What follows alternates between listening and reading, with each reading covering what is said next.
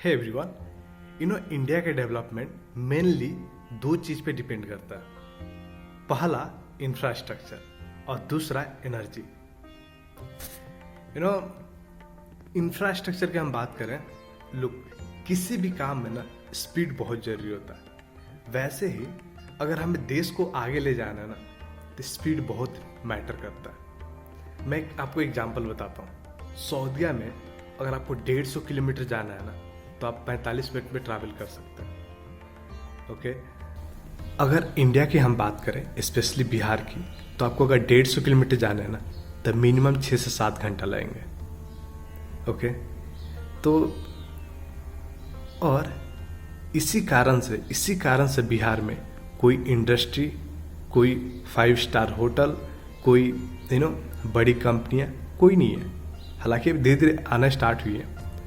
और जब लोगों ने वहाँ पे डेवलपमेंट की बात करना स्टार्ट किया है ना, तो अभी गवर्नमेंट सबसे पहले इंफ्रास्ट्रक्चर पर काम कर रही है। ब्रिजेज, रोड, ये सब बना रही है। ओके, अब बात करते हैं एनर्जी सेक्टर का। लुक, सऊदी अरेबिया में ना कोई भी सेव इलेक्ट्रिसिटी ऐसा कोई बात नहीं करता। जिसको जितना इस्तेमाल करना है कर रहा है, और जिसको जैसे इस्तेमाल करना है वो कर रहा है। ओके, इलेक्ट्रिसिटी उतना कॉस्टली नहीं है। अब चाइना की बात करते हैं। चाइना में क्या है? चाइना में आपने सुना होगा, गवर्नमेंट डैम बना रही है, एनर्जी प्रोड्यूस करने से रिलेटेड बहुत सारे ऐसे एक्शन लेती है। क्यों? क्योंकि चाइना गवर्नमेंट को पता है, अगर मैं इलेक्ट्रिसिटी ज़्यादा प्रोड्यूस करूँगा तो मैं सभी को लो कॉस्ट में प्रोवाइड करूँगा। अब जब लो कॉस्ट में इलेक्ट्रिसिटी प्रोवाइड होगा तो सभी काम आसान हो जाएगा। आज जैसे कि आपको पता है, हर एक काम इलेक्ट्रिसिटी से होता है आज के समय में। तो कोई प्रोडक्शन है, कुछ भी है, वो आसान हो जाएगा, राइट। और जब प्रोडक्शन आसान हो जाएगा, एफिशिएंसी बढ़ जाएगा, कोई भी काम करने का एफिशिएंसी बढ़ जाएगा, और लोग ज़्यादा से ज़्यादा प्रोडक्शन कर सकते हैं किसी भी चीज़ का आसानी से। उनको इलेक्ट्रिसिटी के बिल के बारे में सोचना नहीं है। ओके, और अब हम बात करते हैं इंडिया की।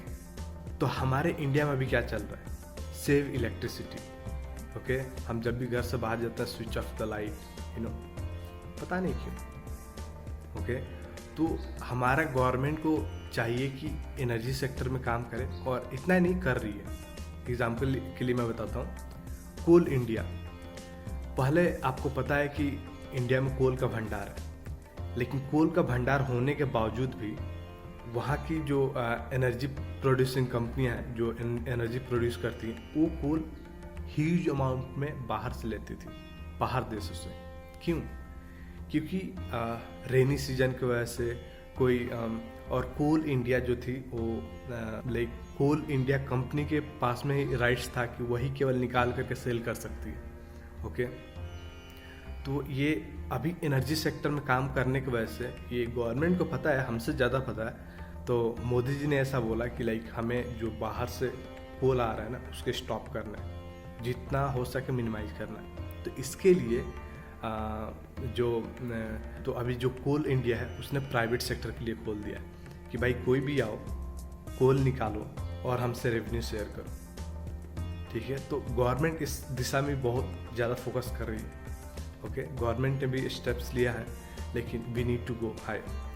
तो ये बताने का मकसद यही था कि इंडिया का जो फ्यूचर है ना, आने वाला समय, मेरे हिसाब से 2 जगह पर डिपेंड करता है।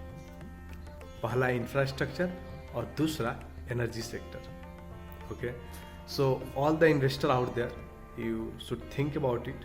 ओके, और you should invest in this 2 sector अगर आपको इंडिया के साथ ग्रो होना है तो। Okay, see you.